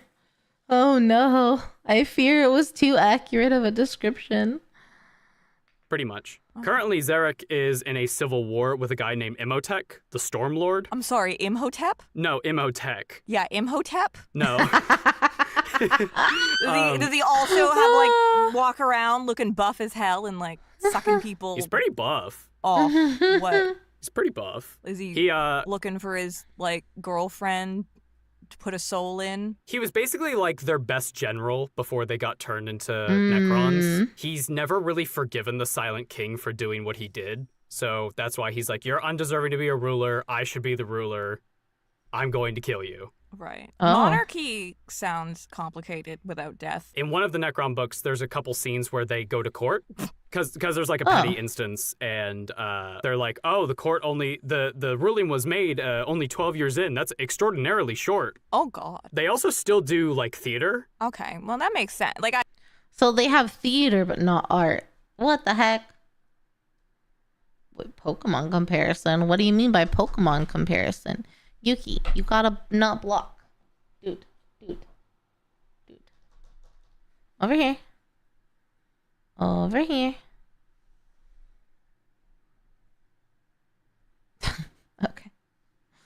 I guess They're kind of stuck in the past. Their people can't really change. so they're like performing Shakespeare's plays over and over and They're over again. performing the Necron tier or Necron equivalent of Shakespeare's plays. It's like how Disney can't come up with any new movies lately. Yeah, those plays also last decades. Because people don't need to go to the bathroom. People aren't going to die. Why not make a play that goes on for 800 years? I guess. Isn't the longest play like 3 days long? Oh my god. I imagine you go to a play and it takes that long? Dude, I could never. I could never. Even if I was immortal, I don't think I could sit there for thousands of years to watch a single play, especially a bad one. Something like that. It's like there's like an opera that's like 3 days long. 4, actually. It's called De Ringus des Nibelungen. Oh. It's called I Need a Nap. Yeah, that's fair. I completely butchered that name, by the No, way. it's German, right? So German operas are something else. Like What a tangent. Oh my god. Anyway, yeah, that's Necrons. Sweet. How you feeling? How do you feel about this little short introductory into the world of 40,000, Warhammer 40,000? Well, I just kind of feel bad for them. Yeah, it's a really tragic thing, and that's most things in 40K, honestly, is that it's very grimdark and it's really like oh, it's metal, but a lot of it is just really sad. I mean, these guys are literally metal. Yeah, they're literally living metal, in fact. I like the idea that they can't feel time and they're told they have to go to sleep for like, what was it, 600,000 years? 60 million. Oh, I was just a bit off. Oh, I was just a bit off. Literally like 100% off. 60,000 versus 60 million. That's crazy. 60 million years, but one of them's confused and keeps like sitting up and being like, are we done yet? Are we done yet? That's pretty much Trazen. Are we done yet? And then it's like, can you sleep for 5 million years? There was actually a problem where you have to wake them up in a specific way, where sometimes the Necrons would try to wake, they would be like, oh, I'm going to get an army and like conquer the galaxy. And they would wake up their subjects wrong. They would just kind of die. It's me. Yeah. I'm one of these guys. Oh, they'd wake them up wrong and they would just die? What's the right way to wait? Well, you know, it makes sense, right? Like if you don't have your computer like plugged in, if something tries to start before something else, it's not gonna work. That's crazy. Necrons have varying levels of mental illness and dementia. I mean, I feel like that checks out. I can't get out of bed. For real. And if I do it wrong, I can't do anything that day. It's called depression. Well. They're depressed. Yeah. They That's so true, though. are depressed. They're all depressed. I don't think I want to be a Necron. Like, cool to play, but like, I don't. So who's your favorite Necron? Oh, my favorite Necron? My favorite Necron is a character named Ultix. He's actually the main character in the Twice Dead King books. Ultix? All thinks, no thoughts? No, Ultix. Ultix. Just one word. No. That's Lyme disease coming at you. Ultix. Old ticks? Old ticks. Old ticks. Like when you start bouncing your leg and you haven't done that in forever. Oh, it's an old tick right there. And why do you like him? So in his book, he actually has parts of his personality divided into different, like, subroutines. So literally inside of his head, like, his compassion is talking to him. His anger is talking to him. But his anger is, like, literally a growling beast. So he's got a little team. It's like, what's that movie where all the emotions are, like, personified? It's like Inside Out, but Necrons. But terrifying war skeleton metal, Oh. no more souls. Wait a second. They don't. I don't think I've heard of Old Ticks. Old Ticks. Thanks for the follow. Huh. The right way to wake them up would have been to wait for the alarm. Though waking up early is one of the reasons for the mental problems. Okay, that makes sense. That makes sense. He has slight anger issues. Yeah, if your anger's personified and talks to you, yeah, you definitely have got something going on. Thanks to the sit pock. Don't need to like use the washroom or eat, right? Nope. Do they sex? Do they have any kind of romance? Like, do they partner up? Is it like polyamory? Is it like do they have relations, or is it just kind of like an asexual, aromantic society? They can swap files. They can do this thing where they pay $20 each and then they can teleport right to each other. You know what they do? They share their Steam pages. That's what they do. Aww. The little drawing is so cute. Who draws these? Does Carrie or does I don't know the guy's name? They're sharing their library. Aww. And so, like, That's does that so happen cute. a lot? Is that like most people find a partner, or is that No. Most just Necrons like are pretty... once in a while somebody spends time with someone, they're like, I enjoy you, let's share files. So one Necron, that good old Traz in the Infinite, Mr. Steal Everything on the planet, he talks about how in order to be immortal, you need a hobby. You need something to obsess over, Fair. otherwise you're going to go crazy. No, fair. Yeah. You should build like Warhammer or something. So a lot of Necrons will go into like a dynasty or have like a team of people, but a lot of them are pretty alone and they just find things to do. Imagine being told you need a hobby and just being like, I'm gonna just start a dynasty. I'm going to just start a dynasty. You don't meet a girl Oh like my that God. every dynasty. I guess I'm just curious, like, if these guys are, you know, basically minds imported into metal, how individualized are they? Like, Extremely. okay, so they Really? have individual wants and needs. Your average soldier, not by much, because the average soldier didn't really get to keep a lot of their mind, per se. But if you were a Necron Lord, like, your entire personality just got, like, booted over. So is it like a Chappie situation where, like, It's like Chappie. the being yeah. is dead? Like, Yes. say there's a Necron named Jim. He's Oh, existing. Jim, the Necron. Unfortunately, Jim goes into the fire. Yeah. Jim no longer exists, but there's an upload of Jim's personality file in another robot. Pretty much. Is that kind of what's happened? So, like, the Necrons are dead in what they were. This goes into how the book talks about themselves. Like, when a Necron sighs, they are just exerting white noise from their vocal actuators. When they smile, it might just be the living metal kind of curving up slightly. They don't refer to their faces as faces. They refer to them as death masks. Oh, interesting. To all Necrons, the Necrons are dead. Are there like lady Necrons? Oh, of course. There's okay. trans Necrons. Oh, hell yeah. I can only imagine the body dysmorphia if you lose your body. Yeah, right? That's crazy. They can go through emotions, but their emotions don't really work. Right. Yuki, I can't see chat. Thank you. Ava draws them himself. They're so cute. I like his doodles. Knowing about Ultix means you're deep in the rabbit hole. There's no coming back. You don't know how Twitch works? Oh, first ever live stream? Really? That's okay. You can listen while you drive if you want to. But thank you. Nobles are individuals. Commoners are not. They became the soldiers.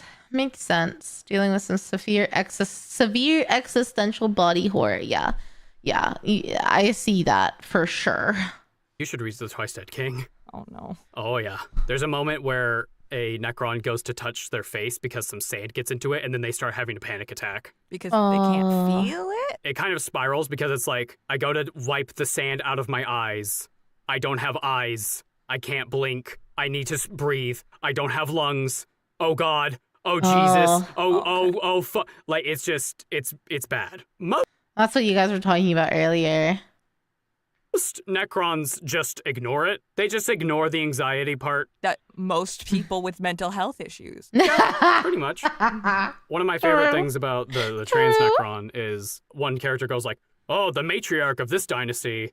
And then Ultix looks up and he's like, I thought they had a patriarch. And the guy goes, no, that changed. When it's like, when you have a body of living metal, who cares, right? Yeah. But that's Necrons. Cool. Thanks for telling me about them. Absolutely. How do you feel? Do you feel overwhelmed or anything at all? No, I just feel bad for Necrons. Yeah, poor little Necron boys. Do you have any closing thoughts? Don't do this. Don't go into a biotransference if an evil ghost tells you to do it. Listen, Yeah. this is a message to people in, what was it, 65,000 years forward? 65 million years ago. Don't go in the oven. It's Don't go not in the going to be oven. like Darth Maul. You're not going to get a kyber crystal. They're going to steal your soul and have a delicious snack. Delicious. You Now are charcuterie. Your soul is mine, idiot. I'm going to eat it. I'm gonna eat it. And then you can't Oh eat. no. Oh no, you put me into a Pokeball. Ah! Oh. Gary, I don't know how to end this video. Me neither. So who's the protagonist?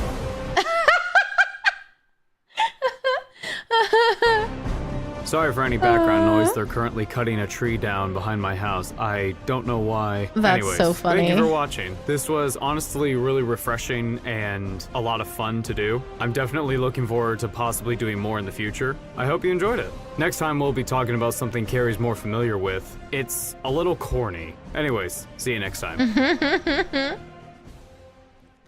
That was cute. That was good. I'm into it. I'm into it.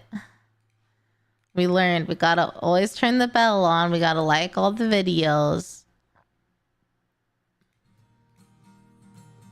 We'll have to watch the Aeldari one some other time. 10 out of 10. Those were just the kind of videos I needed today. Light-hearted, easy to follow, short and sweet. Very fun. We loved it. Hey Million. Time for one more? No, I don't have time for one more. 38:30 and I've got a hard bedtime at 9 because I have to get up every day at 4:30 to go to the gym and get to work. And I'm being really strict with myself because we gotta do it. So I'll for sure watch a longer one at a later date. It just would have to be like a Thursday night stream probably, or a weekend stream. My work day schedules are gonna be pretty tight moving forward. So it's gonna be a little bit harder for me to stream like my normal 3-hour streams on weekdays because of the time that I have to get up and what I have going on. So I'm testing the waters with my new schedule over the next couple weeks. And I'll see kind of what happens and how it plays out and what works the best for me. I really want to be able to stream more for you guys, but I'm also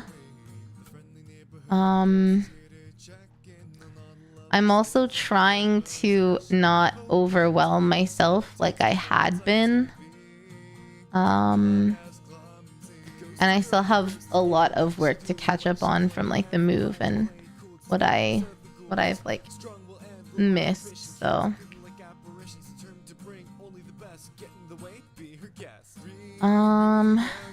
yeah.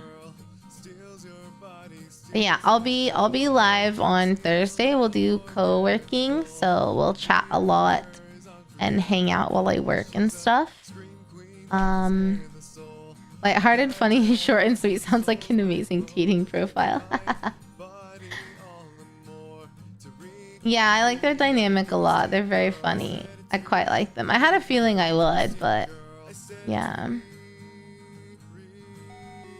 Their newer vids have them using their voice acting skills. Oh, that's cool.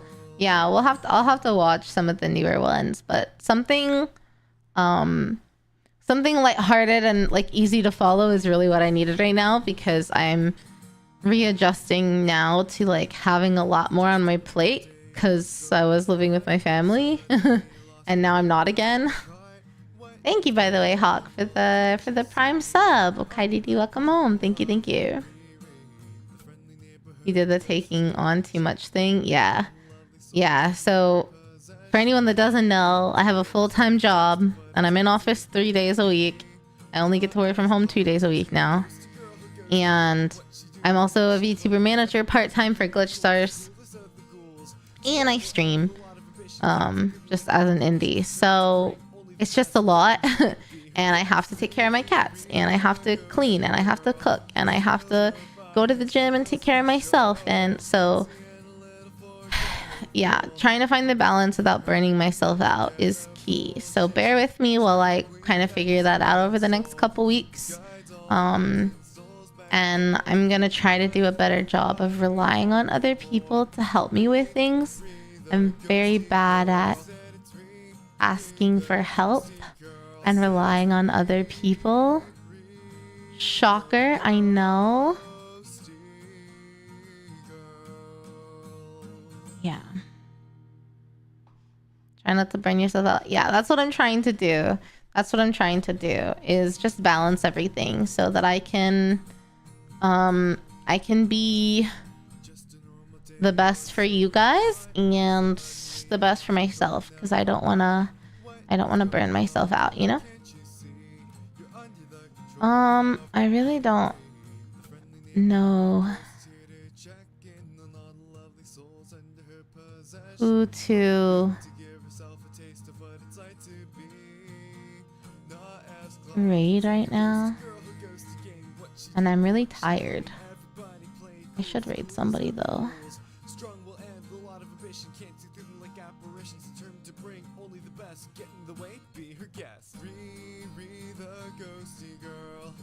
Oh, Leah streaming with Nova. I'll just raid them. Usually Rocket, I'd say yes, but I just need to like kind of raid and dash. So I don't want to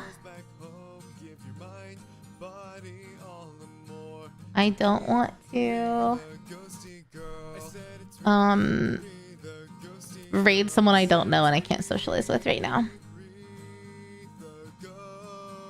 Basically I'm taking you to another channel. So I'm taking you to Nova. She also streams on YouTube, and right now she's doing a collab with Leah, who's a good friend of mine. And they're playing Yu-Gi-Oh! Genesis, I guess. So, yeah. Anyway, everyone needs more thankful. Thank you, Untitled. I appreciate it. But yeah, thank you guys so much for hanging out with me. I hope you have a good night or day wherever you are. Please take care of yourself. Drink plenty of water. I will take care of a couple things quickly before bed. And I'll see you guys on Thursday, okay? Oyasumi mata ne. Bye, guys! Ah! Strong will end a lot of ambition. Can't see through them like apparitions. Determined to bring only the best. Get in the way, be her guest. Riri, the ghosty girl, steals your body, steals the show.